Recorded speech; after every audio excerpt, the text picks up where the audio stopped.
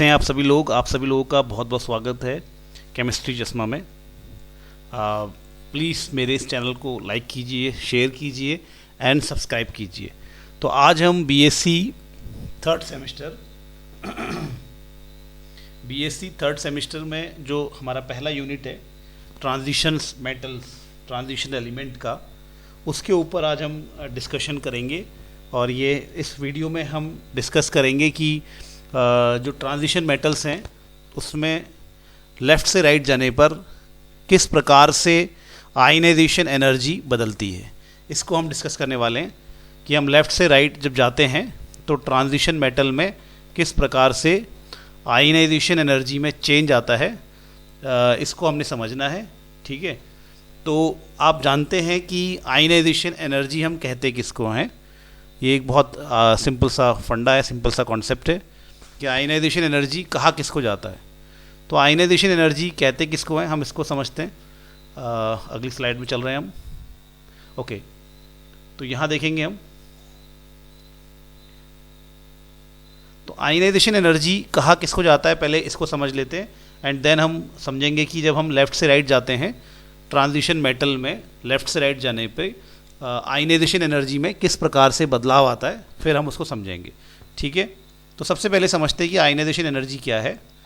Ionization energy क्या है, देखिए हम जानते हैं कि किसी एटम में न्यूक्लियस होता है और न्यूक्लियस के चारों तरफ इलेक्ट्रॉन्स प्रेजेंट होते हैं। ठीक है, और न्यूक्लियस पे पॉजिटिव चार्ज होता है, ये तो बहुत सिंपल सी बात है क्योंकि उसमें प्रोटॉन होते हैं। और इलेक्ट्रॉन पे कैसा चार्ज होता है, नेगेटिव चार्ज। इलेक्ट्रॉन पे नेगेटिव चार्ज है, इसीलिए ये न्यूक्लियस की ओर अट्रैक्ट होता है। इलेक्ट्रॉन पे नेगेटिव चार्ज है, इसीलिए ये न्यूक्लियस की ओर क्या होते हैं, अट्रैक्ट होते हैं। तो जब हम किसी गैशियस एटम से, एटम हमारा गैस स्टेट में होना चाहिए, अकेला होना चाहिए, यानी कि आइसोलेटेड होना चाहिए, गैशियस स्टेट में होना चाहिए। क्यों होना चाहिए? क्योंकि अगर एटम अकेला नहीं होगा, आइसोलेटेड नहीं होगा, अगर एटम गैशियस स्टेट में नहीं होगा, तो इसका मतलब वो कहीं ना कहीं बंधा है, वो अपने आखिरी इलेक्ट्रॉनों से कहीं बंधा हुआ है। तो फिर ऐसे एटम का आयनाइजेशन एनर्जी हम इस पर डिफाइन नहीं कर सकते।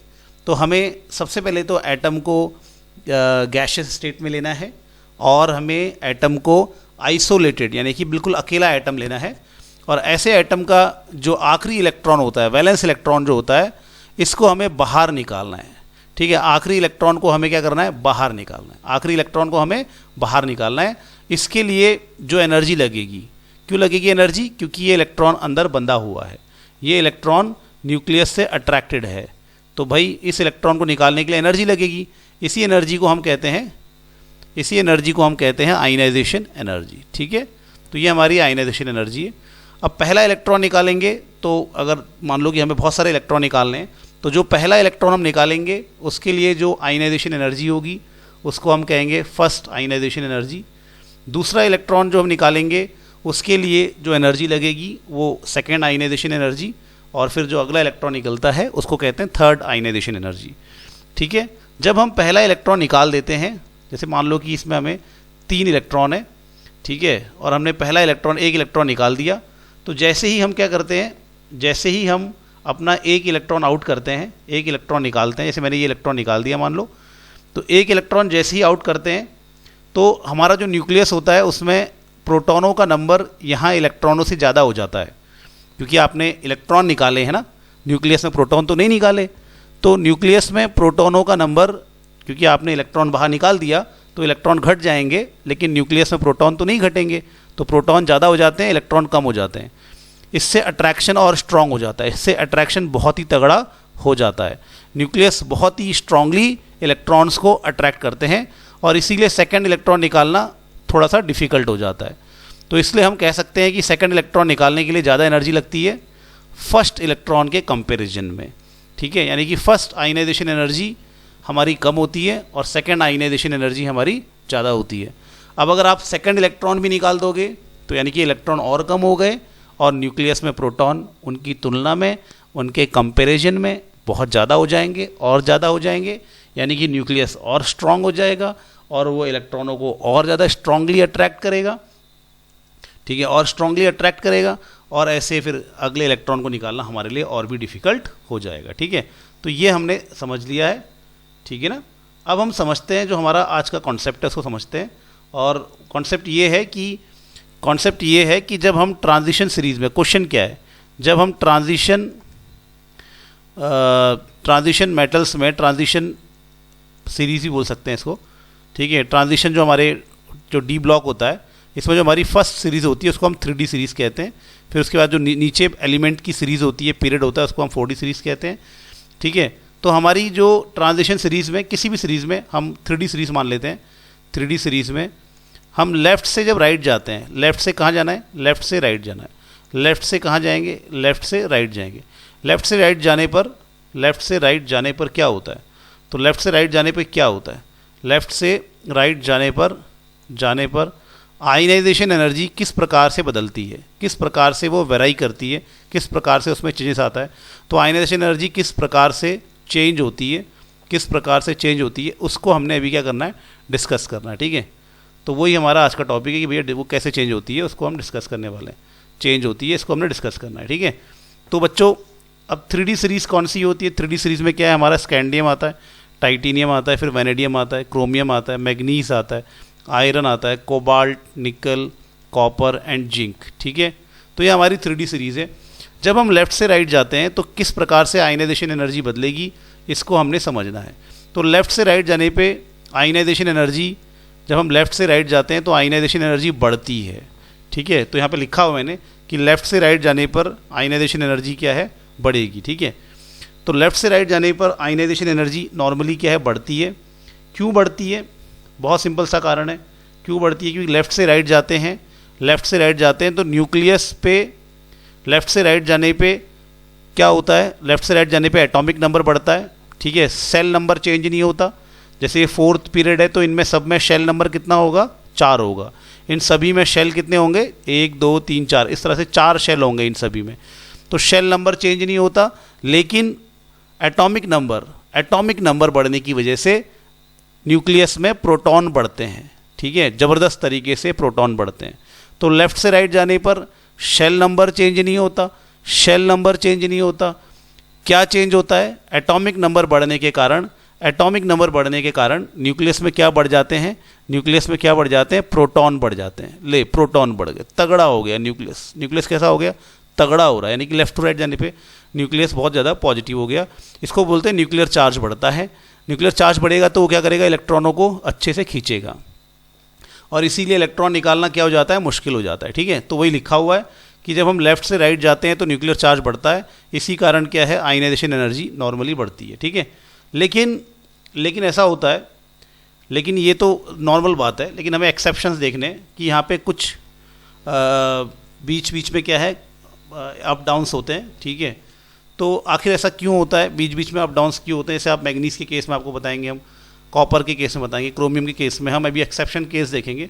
तो एकदम रेगुलर जैसे हमें लगता है कि लेफ़्ट से राइट जाने पे आयनाइजेशन एनर्जी, न्यूक्लियर चार्ज बढ़ रहा है, लेफ़्ट से राइट जाने पे एटॉमिक नंबर बढ़ रहा है, एटॉमिक नंबर बढ़ने से न्यूक्लियस में प्रोटॉन बढ़ रहे हैं, शेल नंबर तो नहीं बढ़ रहा लेकिन एटॉमिक नंबर बढ़ रहा है, प्रोटॉन बढ़ रहे हैं, प्रोटॉन बढ़ने से न्यूक्लियस ज़्यादा पॉजिटिव हो जाता है, यानी न्यूक्लियर चार्ज बढ़ता है, इससे आयनाइजेशन एनर्जी बढ़ती है।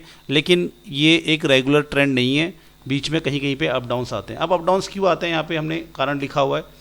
अप डाउन्स आने का कारण क्या है, देखो अप डाउन्स आने का कारण ये है कि हम जानते हैं कि जब हम स्कैंडियम से आगे बढ़ते हैं तो क्या होता है, जब स्कैंडियम से जिंक की ओर जाते हैं तो बड़ी इंटरेस्टिंग चीज़ देखने को मिलती है कि जो आखिरी शेल है, यानी कि जो 4s है, उसके अंदर वाले शेल यानी कि 3D में, ठीक है, 4th शेल के अंदर वाले शेल 3D में, ठीक है, 4th शेल है उसके अंदर वाला शेल जो हमारा 3rd शेल है उसके 3D में इलेक्ट्रॉन्स बढ़ रहे होते हैं, ठीक है। जब हम स्कैंडियम से जिंक की ओर जाते हैं तो हमारे 3D में, इनर शेल में, अंदर के शेल में 3D में क्या बढ़ रहे होते हैं, इलेक्ट्रॉन्स धीरे धीरे करके बढ़ रहे होते हैं। यहाँ पे 1 होता है, यहाँ 2 होता है, 3 होता है, 5 होता है, ऐसे करके हमारे इलेक्ट्रॉन्स बढ़ रहे होते हैं, अंदर वाले शेल में इलेक्ट्रॉन्स बढ़ रहे होते हैं। इलेक्ट्रॉन्स बढ़ते हैं तो इलेक्ट्रॉन्स क्या करते हैं, ये इलेक्ट्रॉन्स 3D के इलेक्ट्रॉन्स क्या करते हैं, पुअर शील्डिंग करते हैं। 3D के इलेक्ट्रॉन्स क्या करते हैं, पुअर शील्डिंग करते हैं, ठीक है। तो 3D के इलेक्ट्रॉन पुअर शील्डिंग करते हैं, और अच्छा इसमें हमें इस तरह से नहीं देखना है, थोड़ा सा पुअर शील्डिंग तो करते ही है, हमें इस तरह से नहीं समझना है। हमें ये समझना है कि ये इलेक्ट्रॉन्स जो होते हैं, ये इलेक्ट्रॉन्स यहाँ पे क्या करते हैं, इलेक्ट्रॉनों की संख्या बढ़ रही है तो पुअर शील्डिंग वाला यहाँ पे कॉन्सेप्ट नहीं लगाना। यहाँ पे एक्चुअली क्या करते हैं कि जो हमारे इनर शेल है, इनर शेल में 3D में इलेक्ट्रॉन्स बढ़ रहे होते हैं, इलेक्ट्रॉन्स बढ़ रहे होते हैं, भले ही पुअर शील्डिंग है लेकिन शील्डिंग तो है ना। तो अंदर के जो 3D में इलेक्ट्रॉन्स जो बढ़ रहे हैं ये क्या करते हैं, शील्डिंग करते हैं एक तरह से क्या करते हैं, शील्डिंग करते हैं। और शील्डिंग करने की वजह से ये क्या करते हैं, 4s के इलेक्ट्रॉन पे न्यूक्लियस के प्रभाव को क्या करते हैं, कम करते हैं। ये तो आप जानते ही हैं। तो एक बार फिर से समझ लेते हैं कि भैया हमारा जो न्यूक्लियस है और जो वैलेंस इलेक्ट्रॉन है 4s का, उन दोनों के बीच में क्या आ गया है, 3D आ गया है। और स्कैंडियम से जब हम जिंक की ओर जाते हैं तो इस 3D में इलेक्ट्रॉनों की संख्या धीरे धीरे बढ़ रही होती है। इसीलिए हम धीरे धीरे जब बीच में आते हैं, मैग्नीस आयरन तक आते हैं, तो 3D के इलेक्ट्रॉन्स क्या शो करना शुरू कर देते हैं, शील्डिंग शुरू कर देते हैं। और शील्डिंग शो करने की वजह से ये क्या करते हैं, 4s पे न्यूक्लियस के अट्रैक्शन को कम कर देते हैं। ठीक है, जिस वजह से 4s के इलेक्ट्रॉन को निकालना थोड़ा सा आसान हो जाता है, आयनाइजेशन एनर्जी कम हो जाती है। ठीक है, तो यानी कि जो हम सोच रहे हैं कि आयनाइजेशन एनर्जी बढ़ेगी, वो कहीं कहीं पे इरेगुलर हो जाती है। क्यों हो जाती है इरेगुलर? क्योंकि अंदर का जो शेल है उसमें 3D जो है, जो तीसरा शेल है उसमें 3D में इलेक्ट्रॉन्स बढ़ रहे होते हैं और इस वजह से उसकी शील्डिंग भी बढ़ रही होती है। पुअर शील्डिंग तो होती है, सच है, ऐसा झूठ नहीं है, शील्डिंग लेकिन पुअर है, लेकिन फिर भी बढ़ रही है, क्योंकि भाई डी में अगर इलेक्ट्रॉन्स बढ़ रहे हैं तो शील्डिंग बढ़ रही है। तो डी में इलेक्ट्रॉन्स बढ़ते हैं और उसकी वजह से शील्डिंग बढ़ती है, शील्डिंग बढ़ रही होती है। और इसी वजह से न्यूक्लियस का लास्ट इलेक्ट्रॉन, वैलेंस इलेक्ट्रॉन यानी कि 4s के इलेक्ट्रॉन पे उसकी जो पकड़ है, उसका जो अट्रैक्शन है, ठीक है, उसका जो खिंचाव है, वो थोड़ा सा कम हो जाता है और 4s के इलेक्ट्रॉन को निकालना थोड़ा आसान हो जाता है। और इसी वजह से हमारा जो आयनाइजेशन एनर्जी है, जो कि एकदम बढ़नी चाहिए लेफ़्ट राइट जाने पे, वो उस हिसाब से नहीं बढ़ पाती है। ठीक है, चलिए अब हम आगे देखते हैं। नेक्स्ट स्लाइड में हम अब देखते हैं कि कहाँ कहाँ पर ऐसा होगा। ठीक है, कहाँ कहाँ पर हमें ऐसा देखने को मिलेगा, चलिए उसको समझते हैं। ठीक है, तो कहाँ कहाँ पर ऐसा होगा इसको समझते हैं हम। ठीक है, तो हमारे पास कुछ स्पेशल केसेस हैं, उनको ज़रा गौर से देखेंगे। ठीक है, तो जैसे हमारे पास क्या है, वो तो मैंने आपको बता दिया कि किस प्रकार से क्यों आखिर वेरिएशंस आ रहा है।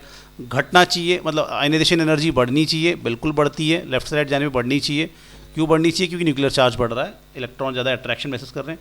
लेकिन बीच बीच में कहीं कहीं पे अप डाउन्स आते हैं, एकदम जो इंक्रीज़ होनी चाहिए वो इंक्रीज़ नहीं होती है, क्योंकि 3D भी है अंदर, 3D में इलेक्ट्रॉन्स बढ़ रहे होते हैं जो कि शील्डिंग दिखाता है। तो इसी वजह से आयनाइजेशन एनर्जी हमारी ज़्यादा बढ़ती नहीं है। ठीक है, अब एक्सेप्शंस है हमारे पास, जैसे क्रोमियम है। क्रोमियम की जो फर्स्ट आयनाइजेशन एनर्जी होती है, यार आयनाइजेशन एनर्जी तो बढ़नी चाहिए ना, क्रोमियम तो इस तरफ है, जैसे vanadium, scandium, titanium, vanadium, chromium, manganese. तो अगर हम इस वैनेडियम से क्रोमियम में जा रहे हैं तो क्रोमियम के केस में क्या है, आयनाइजेशन एनर्जी बढ़ती नहीं है जबकि घट जाती है। ठीक है, तो क्रोमियम के केस में आयनाइजेशन एनर्जी घटती क्यों है, ये क्वेश्चन आएगा, आपसे पूछेंगे। तो क्रोमियम की आयनाइजेशन एनर्जी कम क्यों हो जाती है? क्योंकि क्रोमियम का जो पहला इलेक्ट्रॉन निकलता है, क्योंकि क्रोमियम चाहता है कि वो जल्दी से इलेक्ट्रॉन छोड़ दे। ठीक है, क्रोमियम चाहता है कि वो जल्दी से क्या करे, इलेक्ट्रॉन छोड़ दे। इससे उसका क्या हो जाएगा, बिल्कुल 3D5 हो जाएगा, बिल्कुल हाफ फील्ड हो जाएगा, ज़बरदस्त हाफ फील्ड हो जाएगा, बिल्कुल सुंदर इलेक्ट्रॉनिक कन्फिग्रेशन आ जाएगा। तो क्रोमियम अपना एक इलेक्ट्रॉन बड़ी आसानी से निकालना चाहता है, एक इलेक्ट्रॉन बड़ी आसानी से छोड़ना चाहता है, क्योंकि ऐसा करने से वो 3D5 हो जा रहा है, मतलब वो कंप्लीट फील्ड हो जा रहा है, बिल्कुल हाईली स्टेबल हो जा रहा है। इसलिए क्रोमियम अपना पहला इलेक्ट्रॉन आसानी से छोड़ देता है, इसलिए उसकी आयनाइजेशन एंथैल्पी क्या होती है, कम होती है। फर्स्ट आयनाइजेशन एंथैल्पी क्रोमियम की कम हो जाती है। ठीक है, तो यहाँ पे ये चीज़ मैंने लिखी हुई है। कॉपर के केस में भी सेम यही लगेगा, कॉपर के केस में भी सेम यही कॉन्सेप्ट लगेगा कि कॉपर भी बड़ी आसानी से अपना पहला इलेक्ट्रॉन छोड़ना चाहता है। एक इलेक्ट्रॉन निकलने पर उसका स्टेबल फॉर्म फुल 3D हो जाता है वो। तो कॉपर भी बड़े आराम से क्या करेगा बच्चों, एक इलेक्ट्रॉन बोलेगा भैया मैं एक इलेक्ट्रॉन छोड़ देता हूँ। ठीक है, क्यों छोड़ देगा, ये भी, इसकी भी फर्स्ट आयनाइजेशन एंथैल्पी बहुत कम होगी। ठीक है, यानी कि इसकी भी आयनाइजेशन एनर्जी कम होगी। क्यों होगी? क्योंकि पहला इलेक्ट्रॉन छोड़ देने के बाद ये क्या हो जाता है, एक स्टेबल कन्फिग्रेशन को एक्वायर कर लेता है। ठीक है, ओके, तो पहला इलेक्ट्रॉन तो आसानी से छोड़ दिया, क्या ये दूसरा इलेक्ट्रॉन भी छोड़ेगा आसानी से? नहीं भैया, नहीं छोड़ेगा, क्योंकि इसका इलेक्ट्रॉनिक कन्फिग्रेशन कैसा हो गया है, बहुत ही ज़बरदस्त, बहुत ही बढ़िया स्टेबल हो गया। ठीक है, मैग्नीस का बताइए, तो मैग्नीस बहुत जल्दी से 2 इलेक्ट्रॉन छोड़ना चाहता है, उसकी फर्स्ट 2 आयनाइजेशन एनर्जी कम होती है। ठीक है, अच्छी खासी कम होती है मैग्नीस की। तो फर्स्ट 2 आयनाइजेशन एनर्जी मैग्नीस की कम होती है, लेकिन थर्ड आयनाइजेशन एनर्जी जो है, थर्ड आयनाइजेशन एनर्जी मैग्नीस की बहुत ही हाई होती है। तो ये क्यों होती है? क्योंकि मैग्नीज जब 2 इलेक्ट्रॉन छोड़ देता है 4s के, जैसा दिख रहा है आपको यहाँ पे, तो मैग्नीज जब 4s के 2 इलेक्ट्रॉन छोड़ देता है तो फिर उसका कन्फिग्रेशन कैसा हो जाता है 3d5, जो कि अच्छा खासा स्टेबल है, एकदम बढ़िया सुंदर सा कन्फिग्रेशन है। ठीक है, हाफ फील्ड तो आप जानते ही हैं ना, स्टेबल होता है, तो हाफ फील्ड है, स्टेबल है, इसी की वजह से ये बहुत जल्दी से 2 इलेक्ट्रॉनों को मैग्नीज क्या करता है, छोड़ देता है। ठीक है, जिंक का देखेंगे। जिंक की तो आयनाइजेशन एंथैल्पी बहुत ज़्यादा होती है। ठीक है, बहुत ज़्यादा अच्छी खासी होती है। लेफ्ट से राइट जाते हैं आयनाइजेशन एंथैल्पी बढ़ती है, लेकिन जिंक की तो एकदम से ज़्यादा हो जाती है, बहुत ज़्यादा हो जाती है। क्यों? क्योंकि जिंक का कन्फिग्रेशन कैसा है, बहुत ही स्टेबल है, इसमें 4s में 2 इलेक्ट्रॉन है, 3d10 है, तो इसलिए इसका आयनाइजेशन एंथैल्पी बहुत ज़्यादा होता है जिंक का। ठीक है, तो ये आपने ध्यान रखना है प्यारे बच्चों। उम्मीद है कि आपको ये बात समझ में आ रही होगी। तो हम अगली स्लाइड में थोड़ा सा इसको और देख लेते हैं। ठीक है, तो हमारे पास क्या है, ये हमारे पास अगली स्लाइड है, तो इसमें आप फैक्टर्स देखना भैया, क्यों हम आयनाइजेशन एंथैल्पी कैसे क्यों बढ़ती है लेफ्ट से राइट जाने पे। आप शॉर्ट में लिखना चाहते हैं तो आंसर क्या है, न्यूक्लियर चार्ज बढ़ता है। तो न्यूक्लियर चार्ज बढ़ता है इसलिए आयनाइजेशन एंथैल्पी बढ़ती है। या हम ऐसा भी कह सकते हैं लेफ्ट से राइट जाने पे, स्कैंडियम से जिंक जाने पर न्यूक्लियर चार्ज बढ़ रहा है। या हम ये भी कह सकते हैं कि एटॉमिक साइज, क्या एटॉमिक साइज क्या है, वो घट जाता है। एटॉमिक साइज क्या होता है, घट जाता है।